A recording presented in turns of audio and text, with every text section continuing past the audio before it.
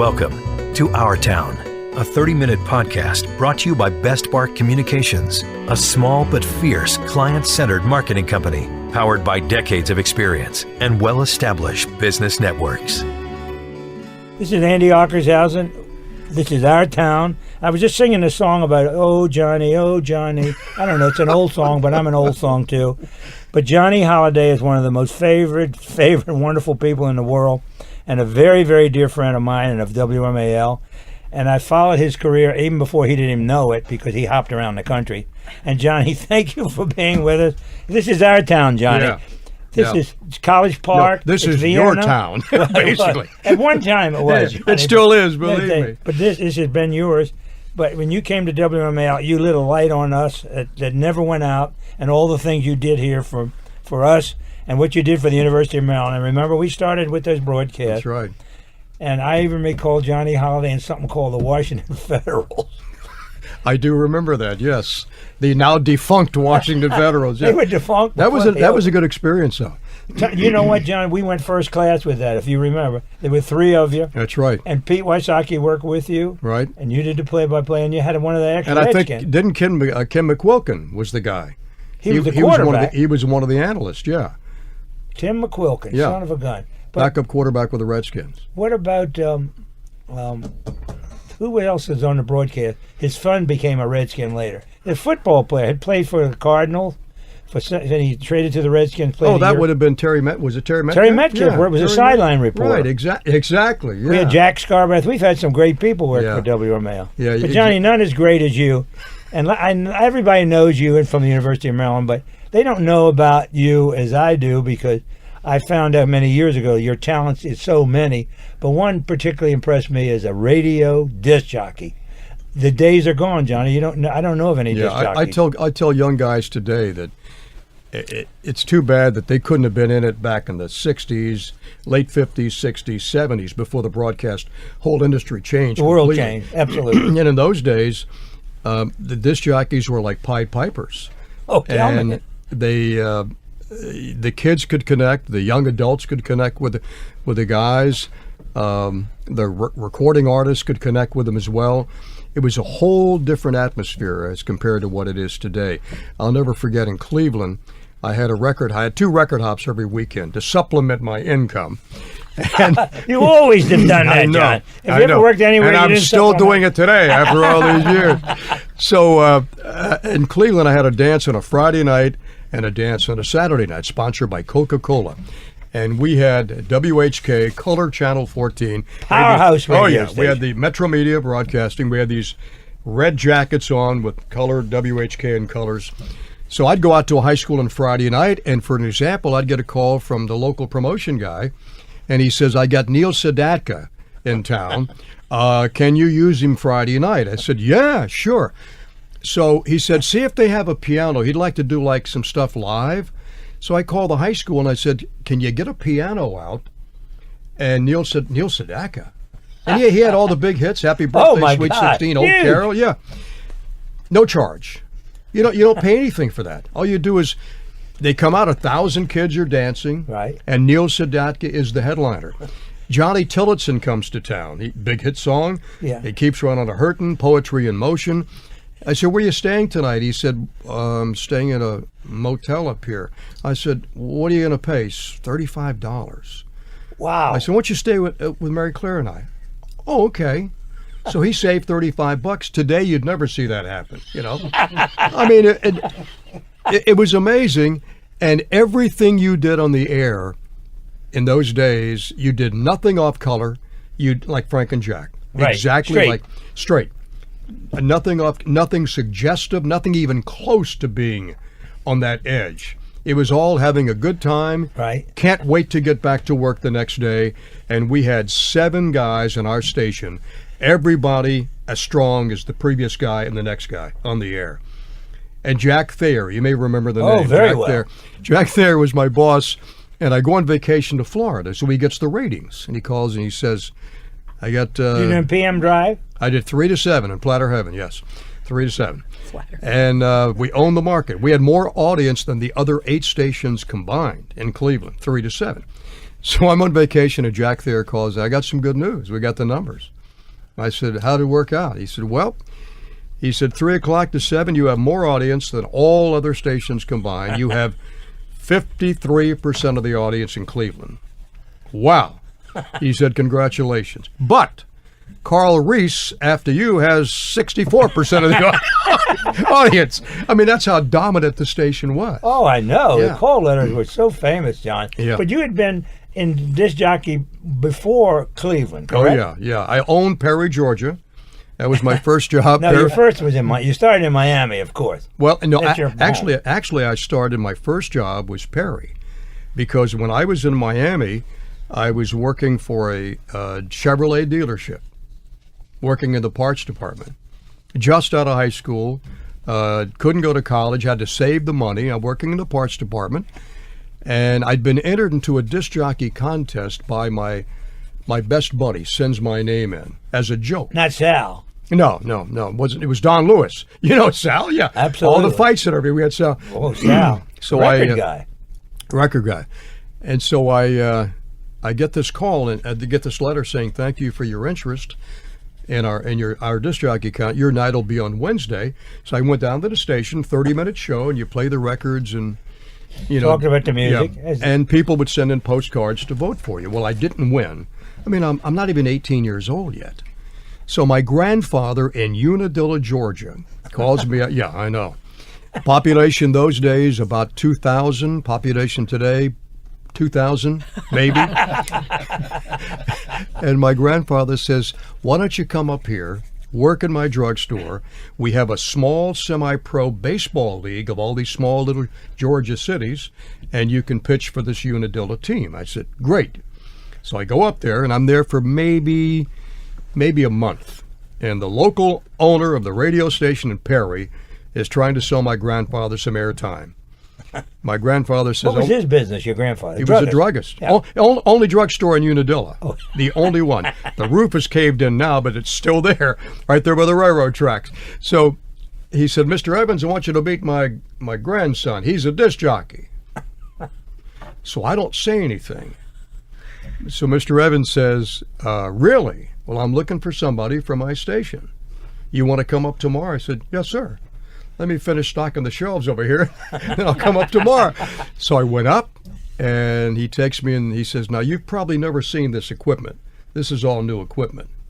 And I'm thinking, if he takes me in a control room, I don't know anything about a control room. So I dodged that bullet, right? So I go in the control room, and he says, "We'll teach you how to do this." And so that was my first job, $32 a week. I signed the station on. I came back in midday and did a show, The Stumpus Family, and I was little Johnny Stumpus. Johnny Stumper. Little Johnny Stumpus.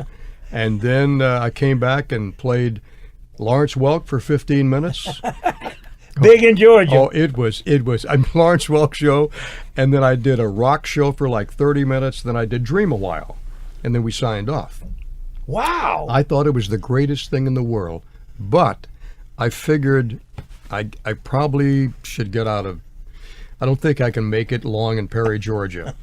So I see an ad in Broadcasting Magazine that Westinghouse... Where'd you get the magazine? The boss is probably reading it. Oh, huh?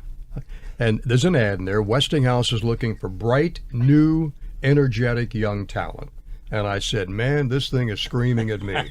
This has got my Written name." for you. Oh, yeah. So I sign off the air, and I make a tape. I send the tape to Richard Pack, the vice president of Westinghouse Broadcasting, New York. I send it on Monday. I get the package back on Friday. I'm sure they never listened to it. They saw the postmark. And there's a note inside from Richard Pack saying, "Dear Johnny, thank you very much for your interest. At this time, you're not exactly what we're looking for, but good luck with your career." Now, for some reason, Andy, I just threw the letter into a box and saved it. It was a nice letdown. I was crushed, basically, because I thought I could. Right. I mean, I'm in Perry, Georgia. I mean, worked in a major market. I'm not going to go to New York. Big Apple. I know. So I'm there for 4 months, and I decide I'm ready to go back to Miami. So I go to Miami, and I make the rounds of all the stations. I can't get past the receptionist of any of them. There's Not one, unusual. No. One station left, that's the Rhythm and Blues. It's the all African-American station. So my father says, did you go by that station? I said, well, no, they're not going to. He said, you got nothing to lose. So I go in, the receptionist says, what's up, kid? I said, can I talk to the program director? And she says, how old are you? I said, well, I'm 18. She says, you may be in luck. He's 20. 20 years old. So out comes Arnie Shore, is the guy's name. Come on back, kid. What you got? I said, I got this tape. He says, let me hear it. So he puts the tape on, and Arnie says, so how old are you? I said, I just turned 18. Let me bring my father in here. So he brings his father in. Father listens. He says, let me bring my partner in. Partner comes in, Harry Trenner and Herb Shore. And they said, are you willing to relocate? I said, yeah. What do you got in mind? He said, we bought a station in Rochester, New York. We're going to take over in July, and we think you would be perfect for the morning show, 6 to 9. In the meantime, we'll put you on here 2 hours a day to give you more experience. So that's how it all started. So I did that. I did that from April, May, June, July. I went to Rochester, New York. Right, for winter. Right. I'd never seen snow. I was going to say, from Miami to Rochester. You knew who my roommate was, the late Dave Abramson. Oh, my Abramson God. Himmelfarb. No kidding. David? I never knew that. He was just out of Boston University, and he was the roommate. We roomed together in a rooming house. I mean, things were tough. In a rooming house. In Rochester. In Rochester, New York. And the first snowfall, I said, Dave, I've never seen snow. Would you wake me up? I'll be glad to. So he wakes me up. He says, you want to see snow? Yeah, let me see snow. I said, where's my car? Yeah, it's down there somewhere. Rochester. Yeah, Rochester, right? New York. Yeah. Oh, that's a great story about David. I had no. Yeah, David was there. He worked for ABC for a while. I know. Yeah. A very dear friend. Great guy. Yeah. But Johnny, that started you in the career. And what were you doing in Rochester? Were you doing rock and roll then, or had you started? It was what we did is. Arnie Shore was a young guy. His father owned the station, and we had tapes sent up from Miami. WQAM was a big top 40 station. Powerhouse. So a friend of his would tape WQAM. Everything they did, we did. And, yeah, smart. So we didn't. It was a daytime station. It took us 6 months to become number one, because nobody was doing that kind of format. And it was number one for the year and a half that I was there. I did 6 to 9, and it was a daytime. Specials. Did you do your dance parties then too? No, didn't do. I did a roller rink. Oh. A roller rink. Yeah, I got $25 to go over there, and I mean it was rough. Rough. You've always had more than one job, John. We know correct. That. Not as many as you, but I've had a couple. Wait a minute. And then where did you go from Rochester to the West Coast? No, I got an offer to go to WKBW in Buffalo. Another warm weather market. 50,000 watts. I'm in Rochester. They're going to change the format on the 4th of July, 1958. So Mary Claire and I drive over. We sit down with Clint Churchill, who owned the station, and they offer me the afternoon drive, 3 to 6. And I said, well, I really like where I am. I love the shores, a mom and pop operation. So I turned it down. I said, no, I'm going to stay in Rochester. And I was only making $75 a week. I think they offered me $125 to go to Buffalo. And so I said to Mary Claire, the money doesn't interest me. I like where I am. She says, let's turn it down. Let's stay right here. So we did. On the 4th of July, I turned the radio on to listen to what they're doing, and I'm thinking, what the heck did I do? This is going to be dynamite. They're going to own the country. Well, they own 7 states. They cover 7 states. And they had Joey Reynolds. They had... Big stick. A 50,000 watts, and I'm thinking, oh, my God. So about 3 or 4 months later, WHK calls, and a guy named Harvey Glasscock was the general manager. And Harvey. He said, so I went over to Cleveland. I visited with him. And I started there in February of '59. And Metro Media. John Cooke. Yeah, exactly. And Harvey. And I stayed until I went to New York City in 1964. And you mentioned John Cooke. every time Cooke came to Mr. Cooke came to town, we kind of eliminated certain songs we were playing because he wasn't a big fan of rock and roll. I'm sure. Because he was a fan of money. WNEW was a big powerhouse. So he'd come to town, and we get the note from the program director, Jerry Spinn. Okay, these songs, please do not play for the next 2 days. And then Mr. Cooke would leave, and we put him right back in the rotation again. What a character, though, Harvey. And then where does KYA come in? Is it San Francisco? Yeah, KYA was San Francisco. Another powerhouse station. After New York. When I went to New York in February of 1964, the Beatles had just arrived, and I started off doing 10 to 1 for 3 months, and then they put me afternoon drive 2 to 6 after that.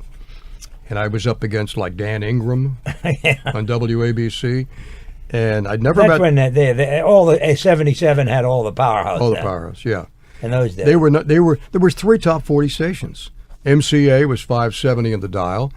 WABC was 77, and 1010 Wins was 1010.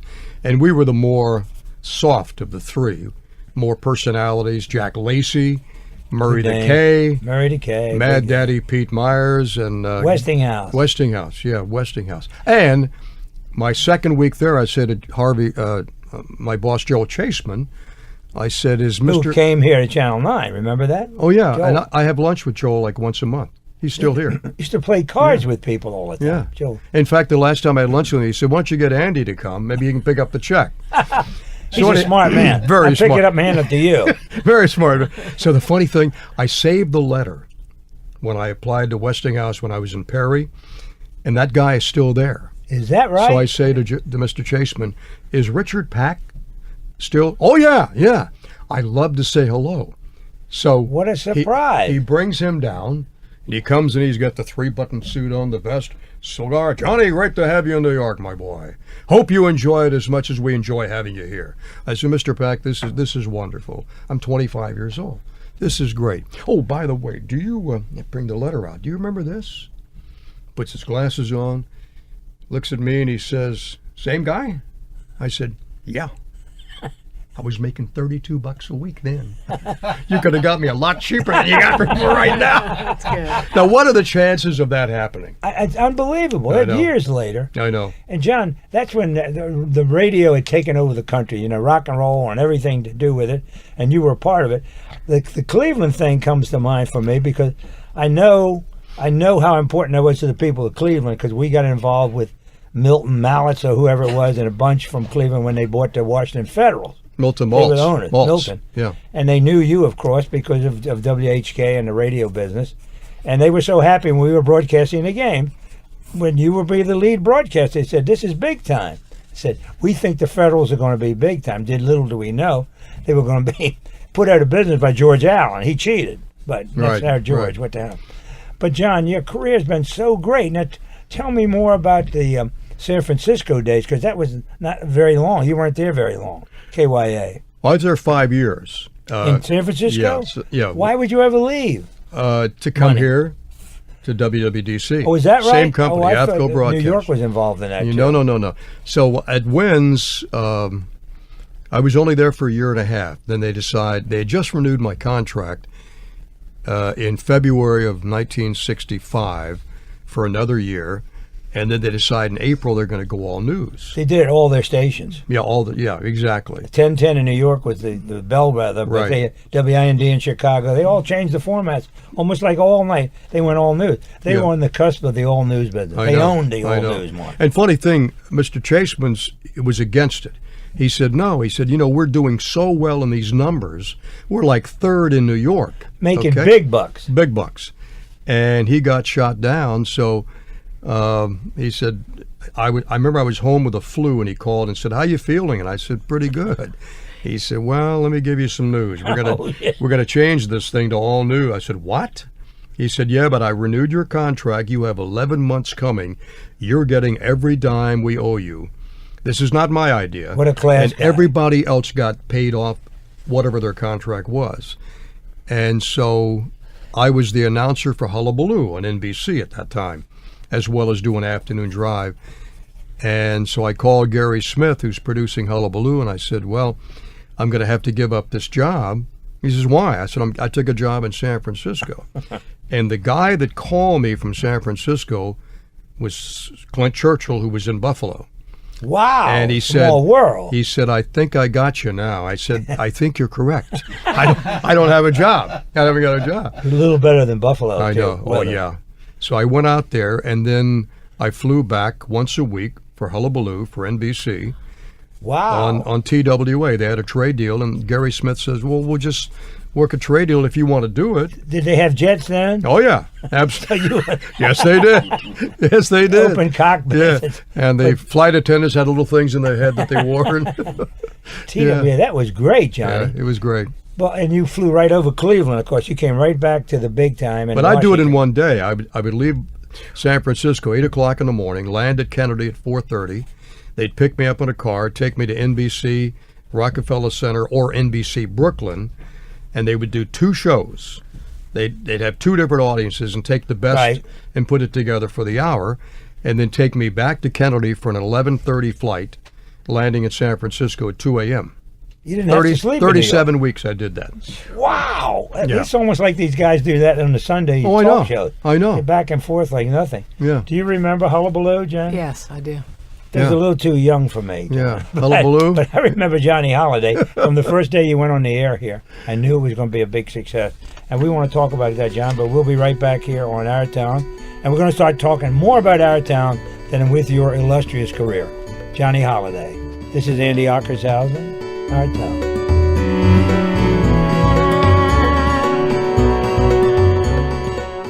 Hi, Tony Sybil here to tell everybody about our newest restaurant over off New York Avenue. It's called Ivy City Smokehouse, 1356 Oakey Street Northeast, right next to the Heck Company warehouse. It is terrific, and we have the only seafood smoker in the District of Columbia. So when you go to your grocery stores or your delis, ask for Ivy City products. 202-529-3300 or ivycitysmokehouse.com. Our Town with Andy Ockershausen. Johnny Holliday's talking about his entrance into Washington, D.C. It's interesting when I was in San Francisco and the station was number 1, KYA. I was doing afternoon drive 3 to 6. I was doing the Oakland Raiders public address announcing, the San Francisco Warriors public address announcing, the pregame show for the Giants on television, Cal basketball, Stanford football.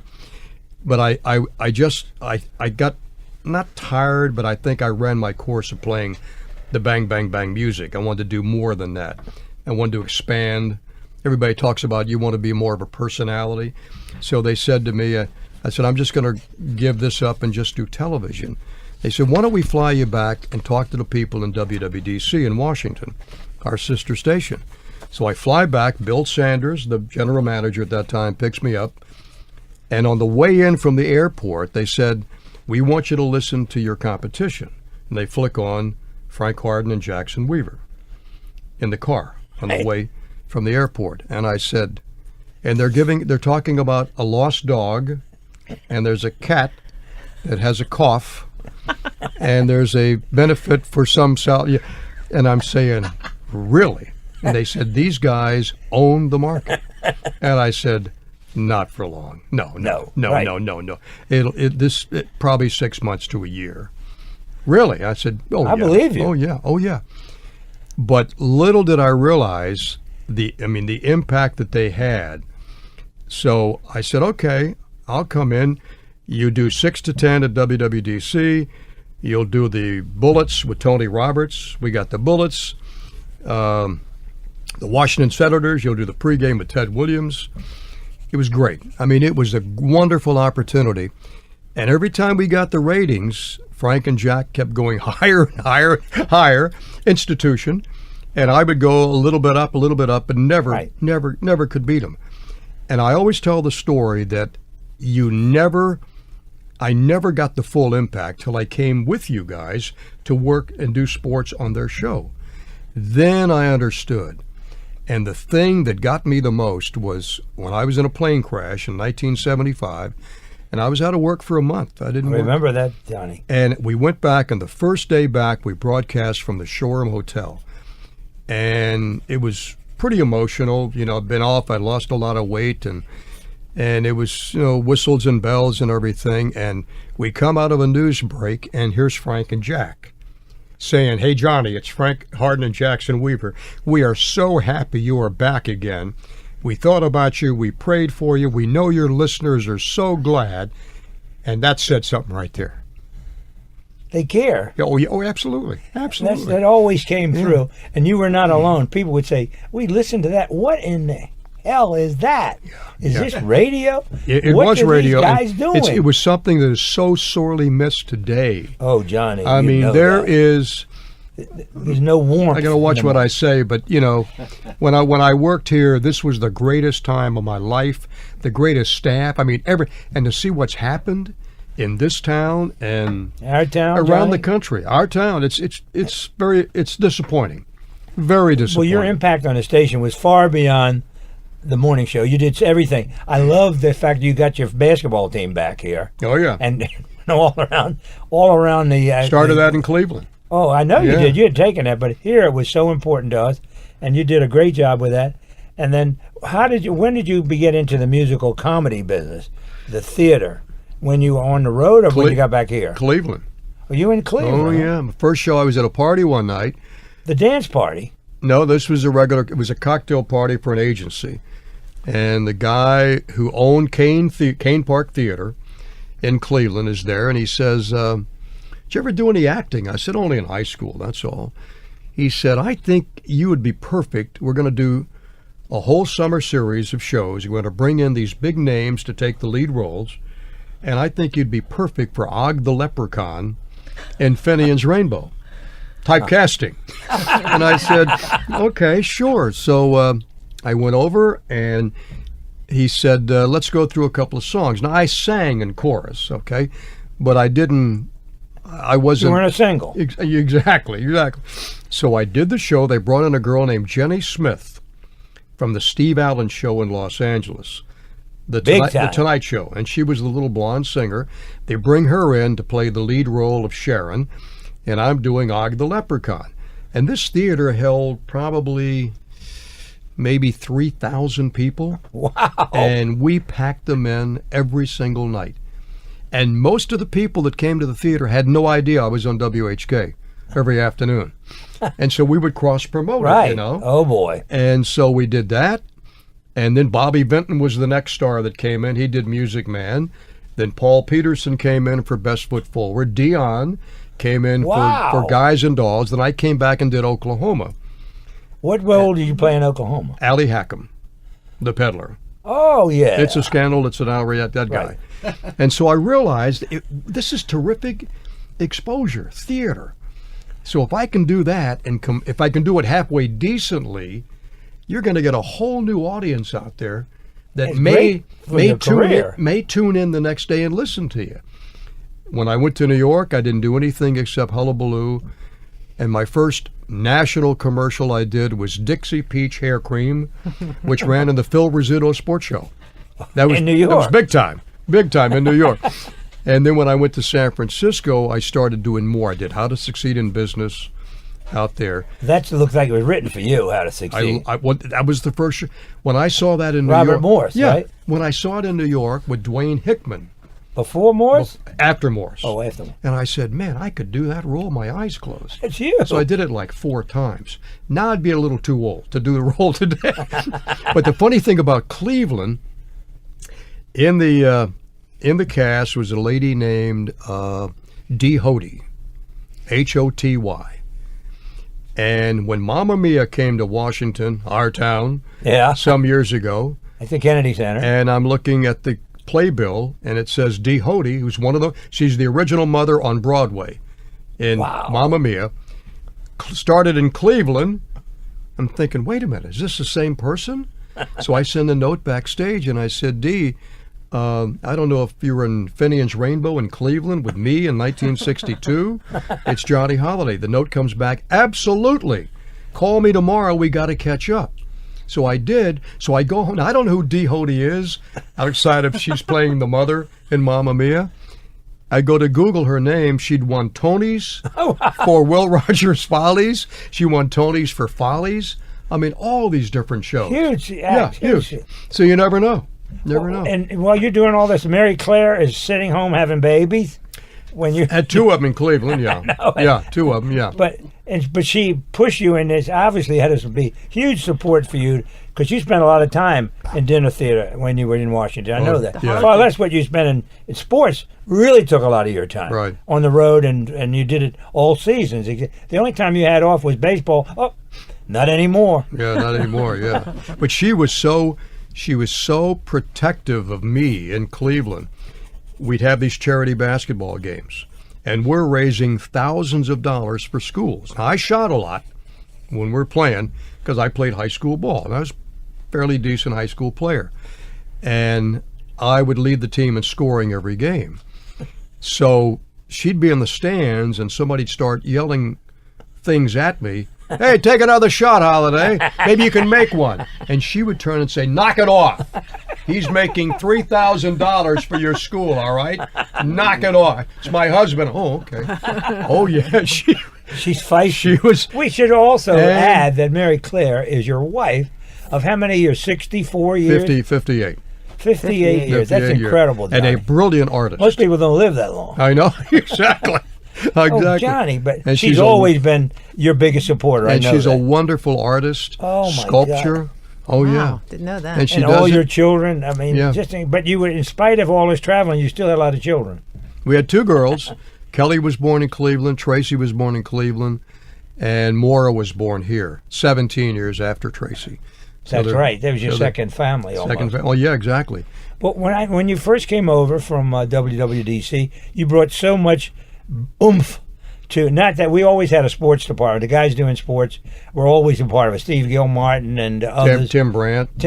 Yeah. Yeah. We were always on the sports, but Johnny, you brought such oomph to us, and it was great. And Frank and Jack really appreciated that. That's why they were so happy for you, not as a competitor, but as a talent. You had enormous talent. They knew that. Well, it's funny, and I've told this story many times, maybe not to you, but when I got to WWDC, I knew that eventually I had to get over here at WMAL. I had to go to WMAL. That was the epitome of being successful, and if I could land a job there, that would top everything, okay? And I'll never forget, I think I went to lunch with you and Jim Gallant. Probably. And more than one occasion, but things just didn't work out that way. Timing. Everything. Timing, exactly. So I don't know what happened. I left WWDC, spent a cup of coffee at WJMD. Yeah. They gave me the old bait and switch routine. Biggest mistake of my life was going over there. Yeah, but it was a good thing you did. Yeah. So I'm in Pittsburgh, and I'm going to do a George Washington basketball game. And I go to Mass in the morning with a guy named Bernie Swain, who's the athletic director at GW. Yep. And so I see in the pew, there's this piece of paper folded up. And I open the paper. It says, if you say this prayer once a day for 7 days, something good's going to happen to you on that 7th day. Okay? I said, Pittsburgh. I got nothing to lose. I got nothing to lose by saying this thing. So I say this prayer every day for 7 days. On the 7th day, you called, or Jim Gallant called and said, let's talk, we can maybe work out something. And that's how I wound up and I gave that same prayer to Tim Strachan, who's still doing the games with me. Guy. When Tim had the terrible accident, paralyzed him from the waist down. And his mom and dad were looking for any kind of, I said, have him say this prayer. 7th day, it's a true story. On the 7th day, he's on a treadmill. They're trying to get him to stimulate his legs, and it worked on the 7th day. Only remember that prayer? May the Sacred Heart of Jesus and the Immaculate Heart of Mary be praised and glorified this day and forever. St. Teresa of the Infant Jesus, pray for us. St. Jude, pray for us and obtain our prayer. Amen. Followed by, please. That's right. Please. Johnny, that's a wonderful, wonderful story. I know. And that all started, it was so important because you came here in the glory year. The Redskins were winning Super Bowls. Well, the Capitals were winning. Capitals were winning. Maryland was winning. Maryland was and doing nobody great. could touch WMAL with a flamethrower. Nobody could even get close to us. But it was it was fun plays. Yeah. You know, we had our drama with the crashes and everything, and we had the Muslims and the fighting and so forth. But everybody was a part of this thing. It was always such a pleasure to me because everybody loved to come to work. Exactly. We never had a problem, especially with our talent. Talent never took off. I would call Felix Grant and say, "Would you mind working a little late?" No. May would say, "Don't ask him that. No, he'll get mad at me." No, you can't do that.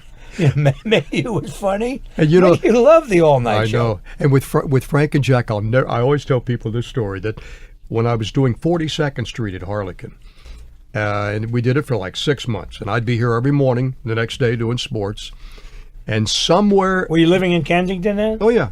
Same. I'm still at the same house, yeah. I know that. So somewhere between 6 and 10, we'd come out of a sportscast, and Jackson would say, Mr. Holliday?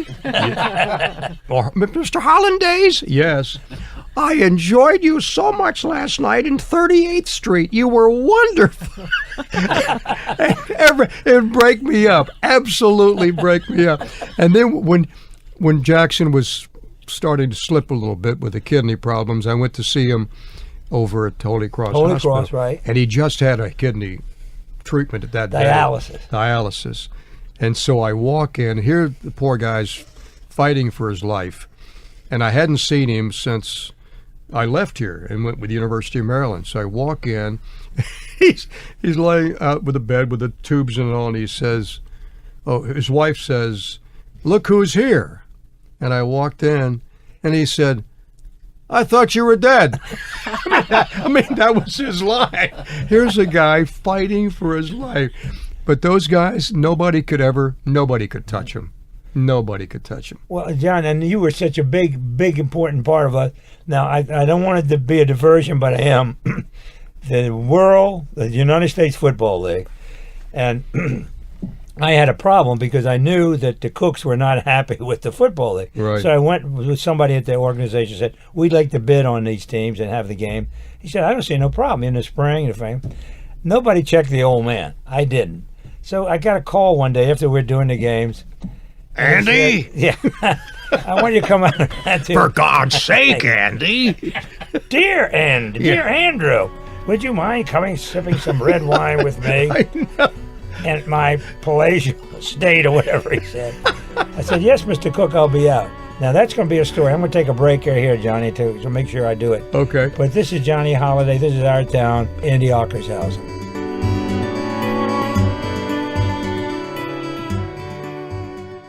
This is Sonny Jorgensen. Got a confession to make. I let my wife drag me to one of those Mike Collins estate planning seminars. Like I don't have enough on my plate with a certain football team. Actually, it wasn't too bad. In fact, we both learned a whole lot about how to protect our kids and grandkids down the road and to take care of ourselves right now. So if you get one of Mike's invitations in the mail, go. I'm glad I did. Get all the information and register online at MikeCollins.com. That's MikeCollins.com.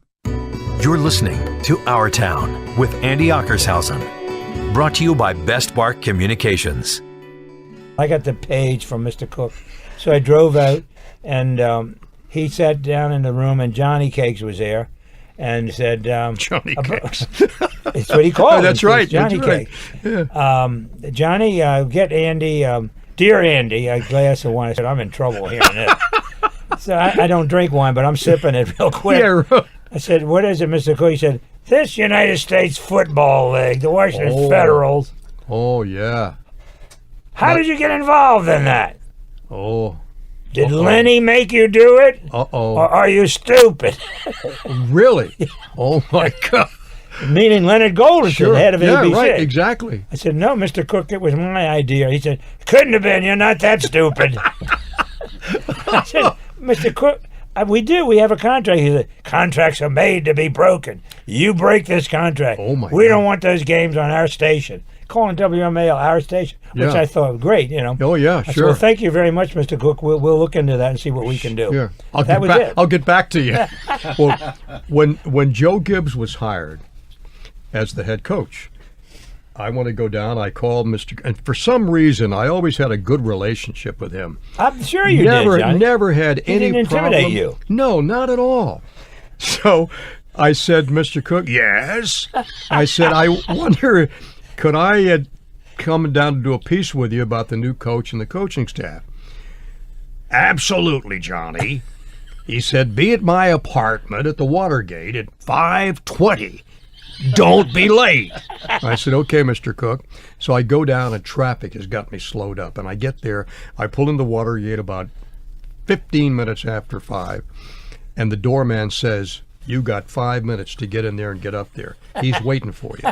So I go down the hallway and I go to his suite and hit the doorbell.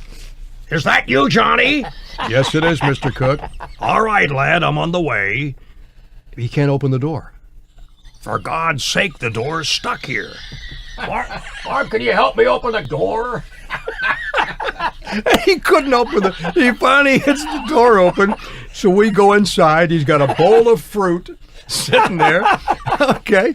We got the bowl of fruit, and soft music is playing in the background.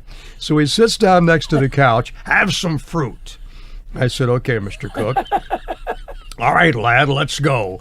I said, Mr. Cooke, you got a new coach, Joe Gibbs, and great coaching staff, and I'm really nervous talking with you because this is the big guy.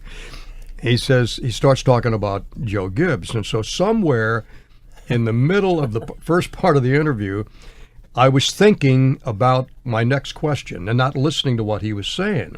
Not unusual. And I said, Mr. Cooke, let me ask you about the assistant coaches. Are you listening to what I said, Johnny? We just covered that, for God's sake. Then he says, his wife was it Barbara?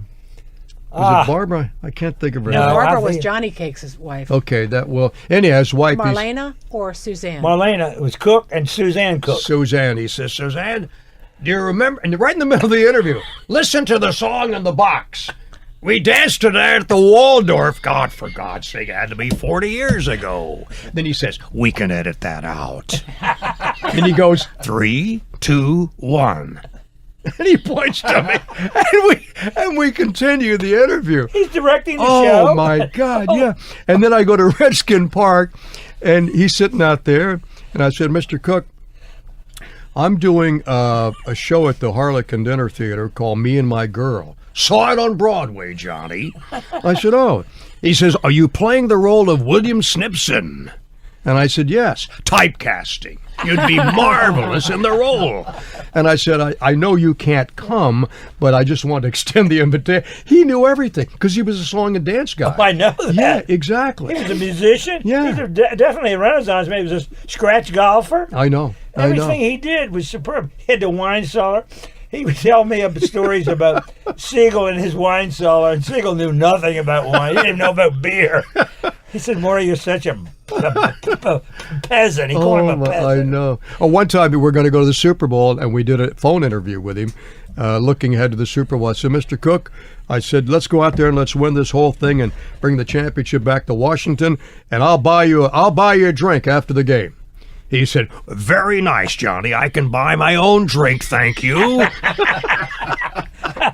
Lad. Well, that's like saying to me, he didn't say I wasn't stupid. He said, I know you're stupid, but you're not that stupid. I know. That was Mr. He was- Cooke. What a character, but And he then- was in our life here. Well, the first time I met him, I was doing the PA announcing for the Warriors. And a buddy of mine on WHK named Johnny Walters had worked for his station in Toronto.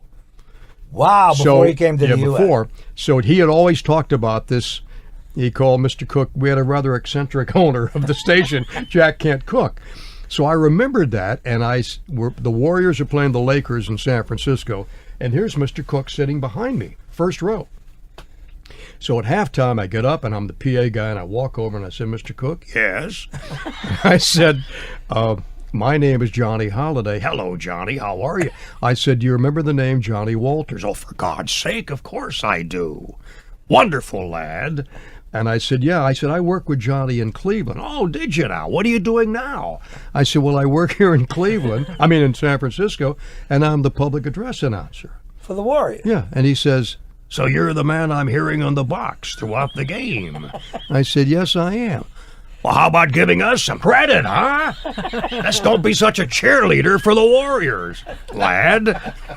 Lad. Oh, my God. Oh, John, He was all a the piece of... characters that you've met, he's got to be in the top 3, Oh, right? yeah. Oh, yeah. Absolutely. But a sweetheart of a guy. Oh, yes. I mean, so many people were frightening. intimidated by him. But if you got on his right side... He called one day and said, Dear darling Andrew. I said, oh, something's wrong here. Yes, Mr. Cooke, what is it? What can I do? He said, I wanted to tell you that Sam Huff is going to do the color on the television show. Oh. And I said, He's telling you. yes. Okay. I said, Mr. Cooke, you know, he works with Sonny and Frank. They do the broadcast. You're not listening. I said, Mr. Cooke, we need Sam. He's a part of the broadcast. He said, I don't think you're listening. You don't understand. I'm telling you, he's going to work with Chick. What's the guy named Chick? His old-time announcer from the Lakers. Chick Hearn. Chick Hearn. Yeah. He's going to be Chick Hearn's color man This weekend. Oh. I said, well, Mr. Cooke, Okay. thank you for telling us. Case closed. He didn't ask for permission. Oh, He my just said, God. that's it. I said, you're welcome, Mr. Cooke. You know, I you- knew you'd understand. You mentioned Sonny, Sam, and Frank. There's never been a broadcast team, in my estimation, as good as those guys. And as soon as they no longer were together, it's been Fell apart. Fell apart. No, right now, no chemistry whatsoever. God, I remember the Super Bowls you went to with us. Oh yeah. I remember your career at ABC Radio Right. Sports with Shelby Whitfield. Yeah. That was a big shot in the arm for you, wasn't it? Big shot. The ABC deal. And I did them from here. Did the shows out of WMAL. Absolutely. Every morning. Network. And myself, Fred Manfred, Dan Lovett. Great remember times. going to the Olympics with you in Los Angeles in what is it, 84? 84. Great. And then the fights, of course. When in I the South. That's where I did met your boxing friends. with Ken Norton. Oh my God. And great story about Cosell, because Cosell loved you. Oh, I know. So Cosell, I'm getting ready to do my show out in Los Angeles, and the engineer in New York, Angel Bourbon, says, Have you seen the Harder Cosell? He can take a show now if you see it. I said, let me see if. Yeah, in fact, here he comes now. Here comes Cosell walking in with his blue blazer on, and he comes up to me, and I said, Howard, hello, Johnny. How are you, my friend? How's Andy Ockershausen? A man over his head has absolutely no idea what he's up to. Still running that station into the ground. I said, New York wants to know if you can do your show right now. Jeez. All right. Hello. So he takes my headset, puts it on. Angel, let's go. And he goes 3, 2, 1. Hello, everyone. Howard Cosell, the Sports Arena, Los Angeles. Time to talk about the American. Back in a moment. Takes a break, comes back, does the second half. Now we're going to do the show for National. Does the same thing, takes his headset off, throws it down in front of me, picks up the cigar, looks at me and says, that's how you do a show. And walks away. And he had no stopwatch. He was right on time. The guy was, and every time I'd see him, I'd say, Howard, how you doing? Hello, Johnny, how are you? How's Andy O? For God's sake, unbelievable. A man with absolutely no talent, able to run a radio station the way he does. Thank God for people like you. When he was down, I emceed the NFL Players Association banquet to benefit muscular dystrophy, and he's the guest speaker. So I go over to him and I said, Howard, hello, Johnny. I said, would you mind if I introduce you as you? If you want to make a total ass of yourself, go ahead. Doesn't matter. So I get up there and I do a little Cosell. He comes up and he says, the diminutive one. Call me the diminutive one. That was less than impressive. And he looks out in the audience and he says, tonight we're raising a lot of money for muscular dystrophy. And I'm looking out there and there is, number 29 out there, whatever the number was, Mark Murphy. Mark Murphy. Terrific defensive back who moments ago made a move for my wife Emmy at the cocktail party until I suddenly appeared out of the shadows flashing these fists of stone, and number 29 wisely backed away. Then he sees Brig Owens. Big puff of the cigar. Unbelievable. Tomorrow, he will take the bar examination. Tonight, here for this wonderful event. And tomorrow, he will fail the bar examination. I mean, the guy was He brilliant. just beat everybody He up was like brilliant. that, didn't he? Yeah, brilliant. And so insecure, Johnny, as you know. Just totally insecure. Well, you know, they basically pushed him out the door at I know ABC that. because he got so cutting with his commentaries. And one morning, his wife had just passed away, and I had sent him a card. Emmy. I sent him a card, and maybe 3 weeks later, phone rings in the newsroom, and Larry Matthews picks it up, and he says, guy says he's Howard Cosell wants to talk to you. And I think it's somebody putting me on, right? And I said, hello. And he said, hello, Johnny, how are you? I said, I'm doing fine, Howard, how are you? Not well. He said, I got your card. You never knew Emmy, did you? And I said, no, I didn't. He said, the love of my life. I've lost everything. And you took the time to send her a card. I can't thank you enough. I said, how you doing? Well, and he was very honest. I can feel they're trying to kick me out. But I'm still here. A totally different side that I never saw of him before. Very And mellow I felt when so she died. bad for That was him. the light of his life. I know. And Emmy. then, but one of the funniest things, Fred Manfred and I, we go to Tavern on the Green up in New York, and there's a big event, and so we're walking in, and I said to Fred, let's stay a few minutes, say hello to Howard, and we'll get out of here. So as we're walking across the floor, here comes Cosell, and he's walking, and I said to Fred, well, here he comes. So he comes up to me, and he goes, hello, John, how are you, my friend? And I reach out to shake his hand. He goes right past me for Mayor John Lindsay. Lindsay's behind. And so Fred Manfred collapses on the floor laughing. I'm standing there, my hands back out. It wasn't intentional. No, Lindsay was more important. Exactly. Yeah. Johnny, they're great stories, but there are a lot more. I want to talk to you more about our experience with the Federals and all the great things that have happened to our school, the University of Maryland, which is our town, Johnny. Even though it's in College Park, It is our town, no this question. is Andy Ockershausen with Johnny Holliday.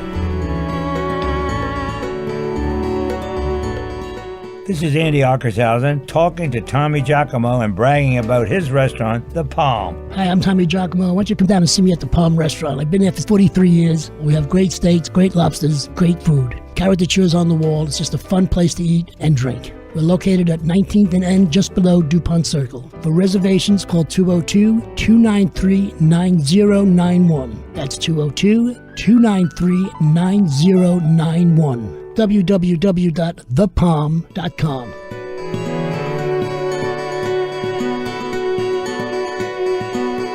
This is Andy Ockershausen, and this is Our Town with Johnny Holliday. And we were beginning to talk about his career, which really took off in many ways with his association with the University of Maryland. I mean, Johnny, you've done national championship, you've done bowl game. It's incredible the impression you've made in our town with the University of Maryland. Yeah, But it all started here. Exactly. The association with them. In fact, the first year that I did Maryland, I had done George Washington basketball. I'd done Navy football. Yes. And, the station decided to part ways with Maryland. And so I stayed along with the University of Maryland. I was gone by then. You were exactly. It's I would- exactly right. I would never lose No, you would Maryland. not. No, why? Stupid. They were part of us. And I talked to the powers that be here. I said, you got to be kidding me. I mean, nothing against the Naval Academy. I did them for 1 year, and I enjoyed Great it very school. much. But Maryland, Did Feinstein do those with you? no, he did not. With He did them later. Pete, Wysocki? no, I can't think of his list. Pete did USFL with he you. did USFL, yeah. Pete was a big part of us, as you know, and sad thing that we missed. We talk about Pete almost every day. A great character I and know. important to WMAL, Yeah. and important to Janice and I personally, Yeah. and to you. Terrific guy, just a terrific guy. That's why one of these days they'll find a cure for cancer, hopefully in our I would lifetime. hopefully. It's And terrible. he to was see. very devout too. I knew that about Yeah. Pete. Exactly. And I hear about his school, but somebody said that Western Michigan, he went to Eastern Michigan, not Western. That's right. That's our right. Pete. But the thing with Maryland, it started in 1979. Tim Brandt was the first analyst. Right. Tim and I did the games, and we had Jack Scarbath, we had Brig Owens, we had Ziz Abdur Rauf, we had you name it. We've had a lot of analysts. So great. And the same thing with the baskets. I mean, Yeah. I would be with you at the tournaments, and they were great. Maryland basketball was on the ascendancy then. Starting with Lefty. Starting with Lefty. Lefty, yeah. The character days, right? I Yeah. mean, they'll never be replaced. And people may not realize Sonny Jurgensen did basketball Yes, for you he guys. did. Sonny and Absolutely. Hathaway and Steve Gilmartin. Right. You know, we were all over Maryland Yeah. because we believed that they were going to play, and they did. And they did. That was the decision to leave. Although, like you say, Navy was a great coup, I Oh, think. my gosh. And it would be today. I don't know why people don't do it as much for Navy as they do. Yeah. But, Johnny, the great thing about all your career, you were in the Rock and Roll Hall of Fame. If something happened in Cleveland that they called me, you were doing the broadcast, they said, Holiday can't do the broadcast. I said, why? And they said, we want him in Cleveland to do the Rock and Roll Hall of Fame. Was it the first night or something? They said, we'll fly him out. We'll send a plane to pick him up. And they did. Take him to Cleveland. Yeah. Was that great? Well, That said to me. Jim Wells is a very, very strong, popular person in Cleveland. So I think Jim Wells might have been behind the fact that he got the plane, chartered a plane. We had a game in Virginia, in Charlottesville. And you flew? we played the game. They drove me to an airport outside of Charlottesville. The plane was waiting. And I thought maybe Jim Wells would be, behind the control, but he wasn't flying the plane. Too short. Yeah, too short. And they fly me to Cleveland, and we land in Cleveland. And then the guy says to me that picks me up, he said, Jim Wells says hello. I said, I remember Jim from East Cleveland or West Cleveland, something like that, when I was a disc jockey there, when I was serving up the cream of the top pop crop, elbow deep in the ballad bowl. And others were starting them, we were charting them, all that kind of stuff. And Jim was a big, big fan, but that's another story for another time. So we go by this nursing home, and they said, we want you to see Dorothy Fulheim. And I said, Dorothy Fulheim? Dorothy Fulheim was the oldest anchor woman on television. She was still anchoring newscasts at like close to 90 years of age. Wow. In Cleveland. Now, my oldest daughter, Kelly, was a flower girl. They used to have a show called The 1 O'Clock Club on Channel 5 in Cleveland. Dorothy Fulheim and Bill Gordon were the two people. And they had this wedding show one day, and my little daughter, Kelly, was maybe 2 years old, and she was a bridesmaid. So I go by, and Dorothy Fulheim is in this assisted living home. And I walk in, and they said, look who's here, Mrs. Fulheim. And she was a tough lady.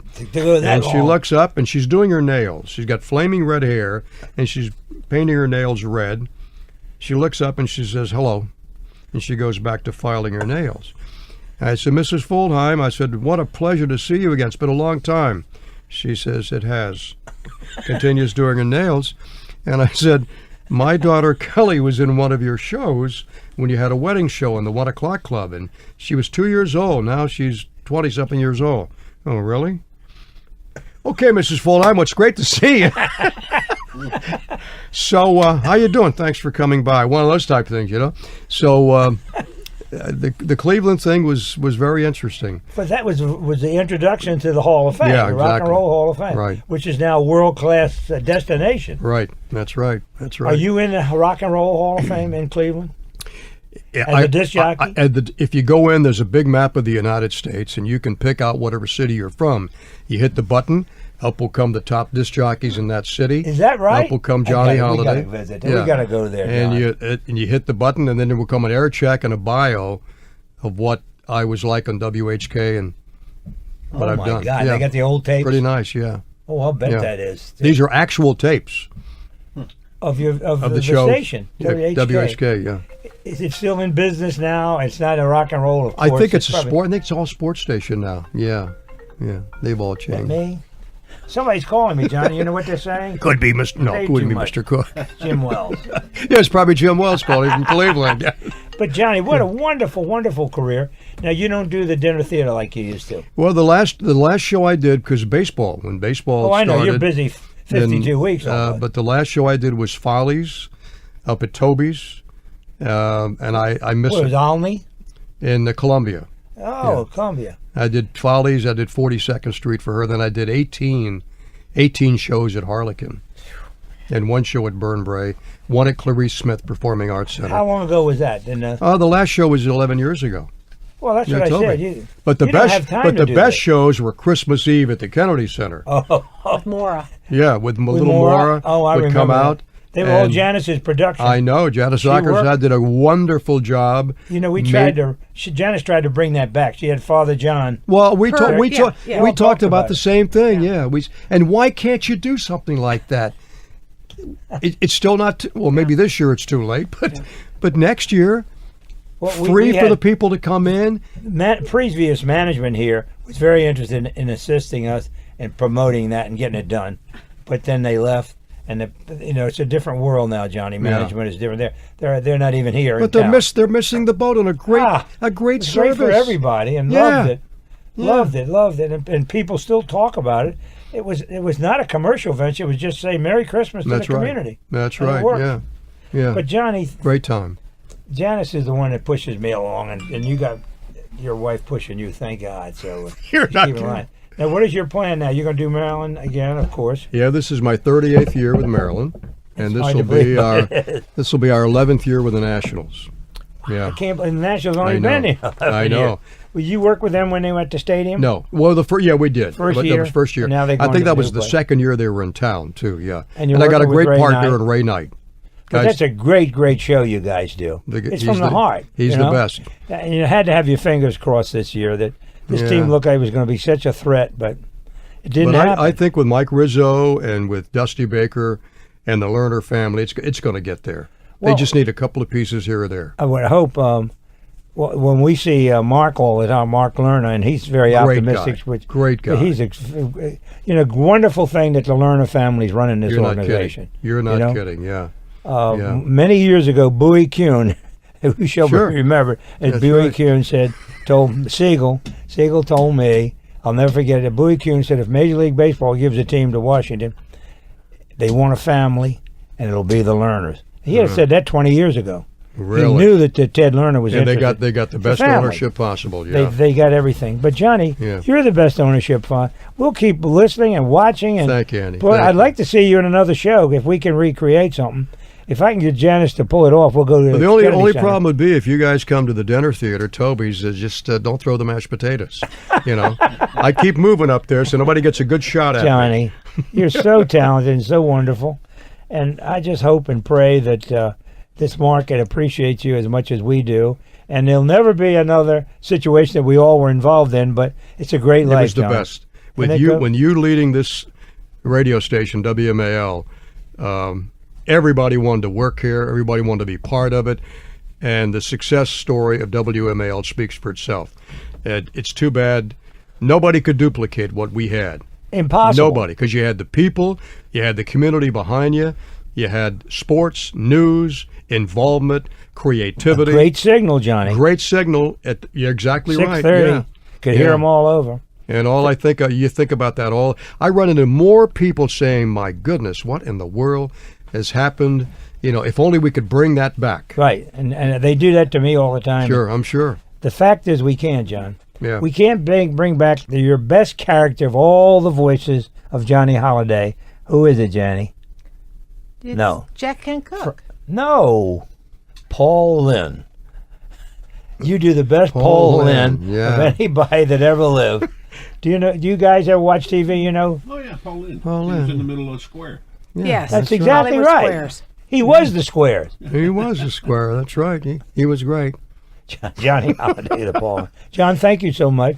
Good luck to you and Andy, everything you're doing. Every time we go by you at the stadium, we'll yell. I know. Every time I come to your booth at the Maryland games, I'll yell.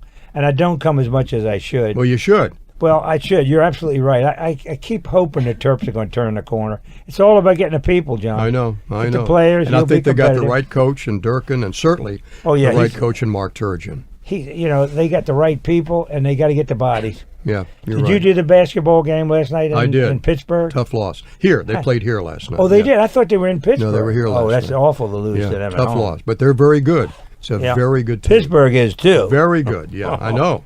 That's good for our guy. Johnny, thank you so much. God bless you. And thank you. I remember your story about 7 days. Oh, That's a great story, and I believe it. Take a shot sometime. Can't hurt. That's exactly right. Work for me. We tell people that, Johnny. Go to church sometime. I do. Just sit in there and think. It'll work for you. We've turned people on through Father John that you know very well. The best. And, he married Maura, our youngest daughter, Maura. Is that right? Oh, yeah. Well, he remarried Janice and I, and he's big with us with Don Bosco. And Janice is on the board, of course, and we support Father John. And I think you did some Catholic charities, as a matter of fact. Didn't Johnny do something for us? Mm-hmm. Let's bring that back, Johnny. We need the money. Yeah, bring that back. Bring that back in WMAL Christmas Eve at the Kennedy Center. There you go. That's got to be Holliday, number one. We love you. This is Andy Ockershausen. This is Our Town. You've been listening to Our Town Season 1 with your host, Andy Ockershausen. New Our Town podcast episodes are released each Tuesday and Thursday. We welcome your